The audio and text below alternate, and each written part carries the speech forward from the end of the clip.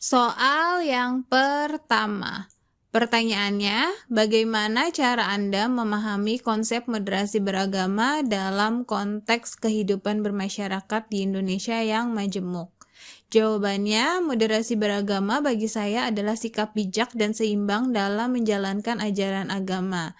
Ini bukan sekedar toleransi pasif, melainkan partisipasi aktif dalam membangun kehidupan bersama yang harmonis dengan menghargai perbedaan keyakinan di Indonesia yang beragam. Moderasi beragama berarti memahami bahwa setiap agama memiliki cara pandang dan praktik yang berbeda dan kita harus menghormati tanpa harus mengorbankan keyakinan masing-masing. Ini juga meliputi kemampuan untuk berdialog, berkolaborasi, dan menyelesaikan konflik secara damai. Intinya moderasi beragama adalah tentang bagaimana kita hidup berdampingan secara damai dan saling menghargai di tengah kemajemukan. Soal yang kedua, pertanyaannya, bagaimana menurut Anda peran tradisi keagamaan dalam membentuk karakter dan nilai-nilai kemasyarakatan Indonesia, dan berikanlah contoh konkretnya. Jawabannya, tradisi keagamaan di Indonesia memiliki peran yang sangat krusial dalam membentuk karakter dan nilai masyarakat di Indonesia.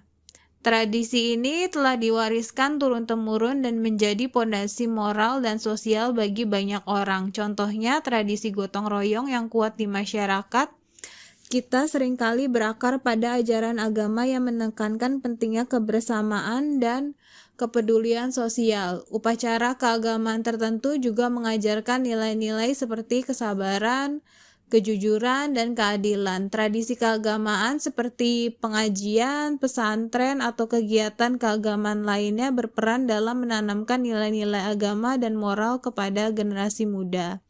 Namun, penting untuk diingat bahwa tradisi juga harus dilihat secara kritis dan adaptif agar sesuai dengan perkembangan zaman.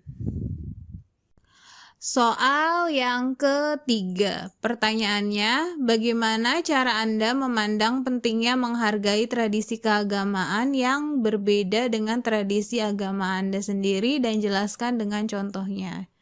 Jawabannya, menghargai tradisi keagamaan yang berbeda sangat penting untuk menjaga kerukunan dan kedamaian di tengah masyarakat yang majemuk.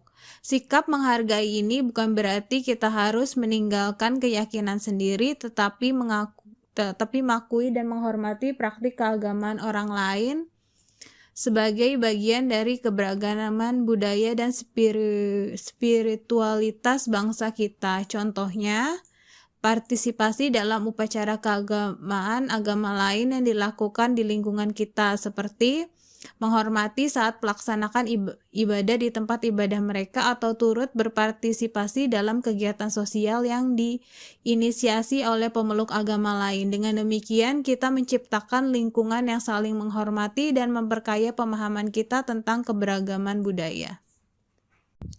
Soal yang keempat, pertanyaannya, apakah Anda pernah mengalami konflik atau perbedaan pendapat terkait tradisi keagamaan dan bagaimana cara Anda mengatasinya? Jawabannya, di sini sarannya jawaban harus jujur dan mencerminkan kemampuan dalam mengelola konflik. Misalnya, ya, saya pernah mengalami perbedaan pendapat terkait tradisi keagamaan, misalnya dalam hal perayaan hari besar keagamaan. Namun, saya berusaha mengatasinya dengan cara berdialog dengan pihak yang bersangkutan, mendengarkan dengan baik sudut pandang mereka, dan mencari titik temu yang saling menguntungkan. Saya percaya bahwa komunikasi yang efektif dan saling pengertian adalah kunci untuk menyelesaikan konflik secara damai dan membangun hubungan yang lebih baik. Kadang kompromi diperlukan, tetapi yang terpenting adalah saling menghormati dan menjaga rasa saling percaya. Soal yang kelima, pertanyaannya, bagaimana cara Anda melihat peran tokoh agama dalam menjaga moderasi beragama dan menghargai tradisi? Jawabannya, tokoh agama memiliki peran yang sangat penting dalam menjaga moderasi beragama dan menghargai tradisi. Mereka berperan sebagai figur panutan dan pembimbing bagi umat mereka harus mampu mengajarkan ajaran agama yang menekankan nilai-nilai perdamaian, toleransi, dan kebersamaan. Tokoh agama juga harus mampu menginterpretasikan ajaran agama dengan bijak dan kontekstual, menghindari interpretasi yang ekstrim dan menimbulkan konflik. Selain itu, tokoh agama juga perlu berperan aktif dalam mengajak umat untuk menghargai tradisi keagamaan lainnya. Soal yang ke-6, pertanyaannya, bagaimana cara Anda dapat mencegah penyebaran paham-paham keagamaan yang intoleran dan radikal yang menolak tradisi lokal? Jawabannya, mencegah penyebaran paham-paham keagamaan yang intoleran dan radikal membutuhkan pendekatan multisektoral. Pertama, pendidikan agama yang moderat dan inklusif sangat penting. Pendidikan tersebut harus mengajarkan pemahaman agama yang benar, menghindari interpretasi yang sempit dan tekstual, dan menekankan pentingnya toleransi dan kebersamaan. Yang kedua, peran media massa dan teknologi informasi dalam menyebarkan nilai-nilai moderasi dan menangkal propaganda radikalisme sangat krusial. Yang ketiga, penguatan komunikasi antar umat beragama dan kerjasama antar lembaga keagamaan juga penting untuk membangun kepercayaan dan saling menghormati. Yang terakhir, penegakan hukum yang tegas terhadap tindak pidana terorisme dan kekerasan berbasis agama harus dilakukan secara konsisten.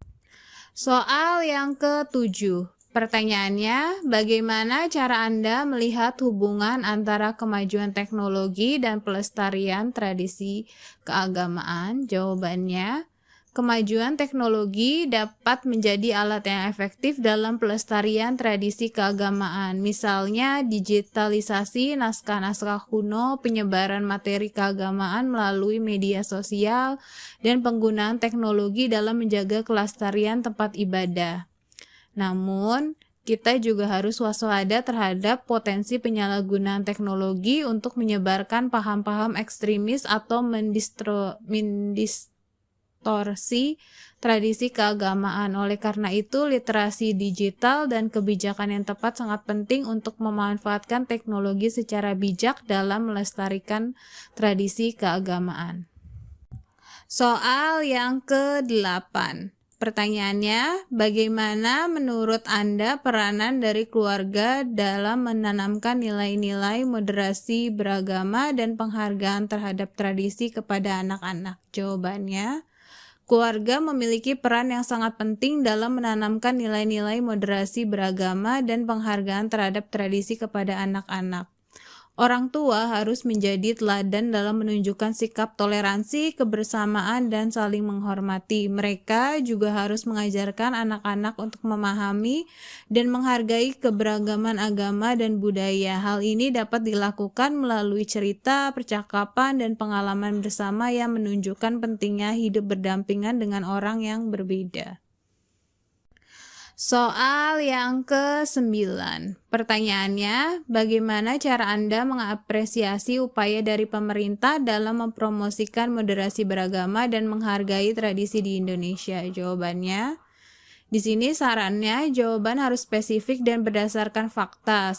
Sebutkan program pemerintah yang dinilai positif. Misalnya, saya mengapresiasi berbagai upaya pemerintah dalam mempromosikan moderasi beragama dan menghargai tradisi di Indonesia. Contohnya, program-program pemerintah yang mendukung dialog antar umat beragama, pelatihan untuk tokoh agama, dan pengembangan materi pendidikan agama yang moderat. Namun, masih ada ruang untuk peningkatan, misalnya dalam hal penegakan hukum terhadap tindak kekerasan berbasis agama dan penanggulangan penyebaran paham radikalisme. Soal yang ke-10. Pertanyaannya, apa harapan Anda untuk masa depan moderasi beragama dan pelestarian tradisi keagamaan di Indonesia?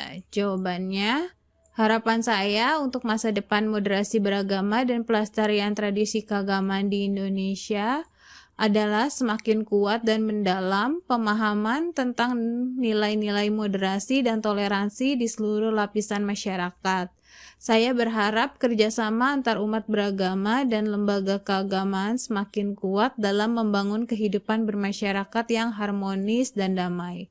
Penting juga untuk mengembangkan program-program pendidikan agama yang moderat dan inklusif serta memanfaatkan teknologi secara bijak untuk melestarikan tradisi keagamaan. Dengan demikian, Indonesia dapat terus menjadi contoh negara majemuk dan toleran di dunia.